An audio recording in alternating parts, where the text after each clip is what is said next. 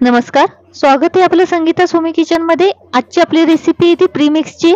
सुरुवातीला आपण कलिंगडचं प्रीमिक्स बघणार आहोत आणि हे प्रीमिक्स तयार करून आपण वर्षभरासाठी ठेवू शकतो. त्यासाठी मी कलिंगड बिया काढून घेतलेला आहे थोडंसं आणि ते मिक्सरमध्ये बारीक करून गाळणीने गाळून घेतलेलं आहे. त्याच्यातील पूर्ण पाणी हे काढून घेतलेलं आहे एका बाउलमध्ये आणि त्यानंतर मग आपण या चाळणीने चाळून घेतलेलं आहे.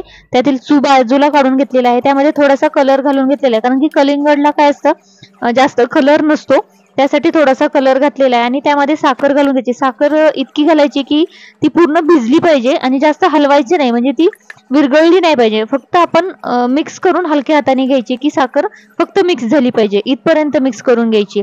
तेवढी साखर आपण घालून घ्यायची आहे आणि त्यानंतर मग ते प्रीमिक्स आपण एका ताटामध्ये काढून घ्यायचं आहे. ही ताटं जी आहे ती आता मी जेवढं घेतलेलं आहे ते 2 ताटं भरतील. आता एका ताटामध्ये मी काढून घेतलेलं, तर दुसऱ्या ताटामध्येही ते ओतून घेत आहे आणि सगळं हे लिक्विड आहे ते त्यामध्ये ओतून घ्यायचंय. साखर ही विरघळली नाही पाहिजे, नुसती फक्त त्यानं ते पाणी ऑब्झर्व केलं पाहिजे असं आपण ठेवून द्यायचं आहे. त्यानंतर दुसऱ्या दिवशी हे सकाळी परत थोडंसं हलवून घ्यायचं. थोडंसं ओलसर असतं पण चम्मचनी ते मिक्स करून घ्यायचंय, हलवून घ्यायचं आहे. असंच आपण 4 दिवसासाठी ठेवणार आहे. आता हा पहिला दिवस आहे तर थोडंसं ओलसर आहे. आत्ताचं आहे जी मी हलवते ते दुसरा दिवस झालेला आहे, थोडंसं कोरडं झालेलं आहे आणि हे शक्यतो फॅन खालीच ठेवायचे, उन्हामध्ये वाळवायचं नाहीये. 4 ते 5 दिवस लागतात हे वाळायला. जेवढं म्हणजे लिक्विड जास्त असेल तर ते वाळायला वेळ लागतो. आता हा तिसरा दिवस आहे बघा, चांगलं सुकं होत चाललेलं आहे आणि एकदम कडक झालेलं आहे. अजून मी 2 दिवस हे ठेवणार आहे. अजून 1 दिवस ठेवल्यानंतर चांगलं कोरडं होईल आणि 5व्या दिवशी आपण हे बारीक करायला घ्यायचं आहे. आता बघा हे चांगलं मिक्स झालेलं आहे आणि कोरडं झालेलं आहे, पण अजूनही ते सुकलं पाहिजे. आता मी दोन्ही ताटातील जे हे होतं ते एकामध्ये घेतलेली आहे साखर आणि तशी ठेवलेली आहे. आता आजचा दिवस हा 5वा आहे.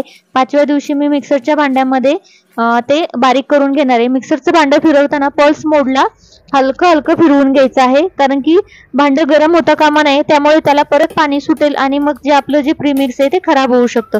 आता थोडासा ओलसरपणा त्याला वाटतोय, त्यामुळे मी परत एका ताटामध्ये ते एक अर्ध्या तासासाठी असंच सुकायला ठेवणार आहे. कारण की डायरेक्ट जर हे गरम असतं थोडंसं आणि ते डब्यामध्ये भरल्यानंतर मग त्याला पाणी सुटू शकतं. त्यासाठी मी एका भांड्यामध्ये काढून घेणार आहे किंवा ताटामध्ये काढून घेऊ शकता आणि ते थोडंसं मोकळं करून ठेवायचं जेणेकरून त्याच्यातलं मॉइश्चर असेल ते निघून जाईल. आता मी दुसरंही जे राहिलेलं होतं तेही तसंच बारीक करून घेतलेलं बघा. आता आपलं एवढं प्रीमिक्स झालेलं आहे. हे प्रीमिक्स तयार केल्यानंतर एअरटाईट कंटेनरमध्ये तुम्ही वर्षभरासाठी ठेवू शकता. हे वर्षभर टिकतं आणि ज्यावेळेस आपल्याला सरबत बनवायचं आहे त्यावेळेस 2 ते 3 चम्मच त्यामध्ये घालायचं आहे आणि पाणी घातलं की आपलं सरबत तयार होतो. बघा तर किती छान आपला प्रीमिक्स तयार झालेले. तुम्ही पण अशा पद्धतीने नक्की बनवून बघा. आता आपण आणि हे काय प्रीमिक्स तयार करून ठेवलं तर मुलं ही पटकन कुठूनही आली तरी पटकन सरबत करून घेऊ शकतात, त्यामुळे एकदम इझी जातं सरबत बनवायला. आता आपण नेक्स्ट प्रीमिक्स लिंबूचं बघणार आहे.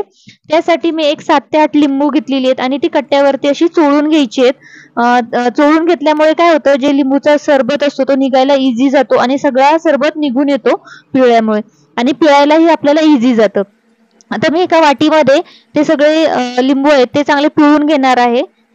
सगळे लिंबू पिळून घेतल्यानंतर इथं मी थोड्या लिंबूचा करून दाखवते तुम्हाला, कारण की आता लिंबू महाग झालेले आहेत. ज्यावेळेस लिंबू असतील त्यावेळेस तुम्ही जास्त लिंबूचा वापर करून जास्त बनवून ठेवू शकता. त्यानंतर मी एका बाउलमध्ये गाळून घेतलेले आणि त्यामध्ये जेवढी मावेल तेवढी साखर तुम्ही त्यामध्ये घालून घ्यायची आहे.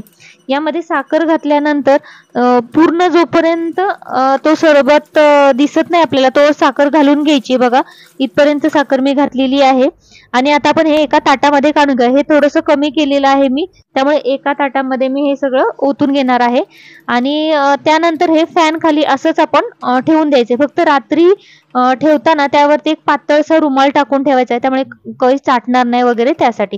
आता बघा हा आपला पहिला दिवस आहे. एवढं कडक झालेलं आहे. असं चम्मचनी हलवून घ्यायचं आहे आणि हे हलवून परत तसंच ठेवायचं आहे उघड्यावरती. फक्त रात्रीचं ठेवताना त्यावरती कापड टाकून ठेवायचंय आणि दिवसा फॅन खालीच ठेवून द्यायचं आहे. हे उन्हामध्ये अजिबात वाळवायचं नाहीये. आता हा दुसरा दिवस आहे. दुसऱ्या दिवशी भरपूर कडक झालेलं आहे बघा, सुकलेलं आहे चांगलं. असंच हलवून घ्यायचंय. थोडंसं कडक होतं, हलवताना थोडंसं व्यवस्थित हलवून घ्यायचं आहे आणि परत पसरवून ठेवून द्यायचं आहे. आता हा 5वा दिवस आहे बघा. आता आपण ते बारीक करून घेऊया. आता हे पूर्णपणे ड्राय झालेलं आहे.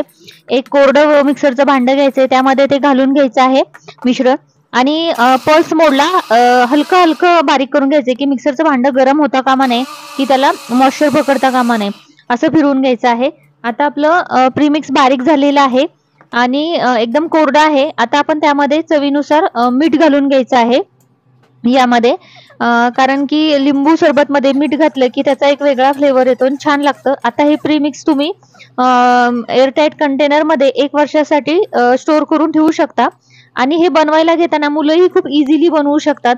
2 ते 3 चम्मच एका ग्लासमध्ये घेतलं आणि त्यामध्ये पाणी घातलं, त्यामध्ये सब्जाचं बी घातलं, तर एकदम झटपट असं लिंबू सरबत तयार होतो. म्हणजे लिंबू कापा वगैरे ही बाकीची झंझट करत बसायला लागत नाही. बघा आपलं लिंबू सरबत तयार झालेलं आहे का नाही, एकदम मस्त.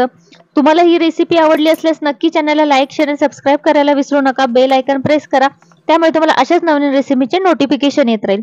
Thank you so much. तुम्हाला जर गव्हापासून बनवलेली चकली आणि अनारशाची रेसिपी हवी असल्यास YouTube वरती अपलोड केलेली आहे, ती तुम्ही पाहू शकता.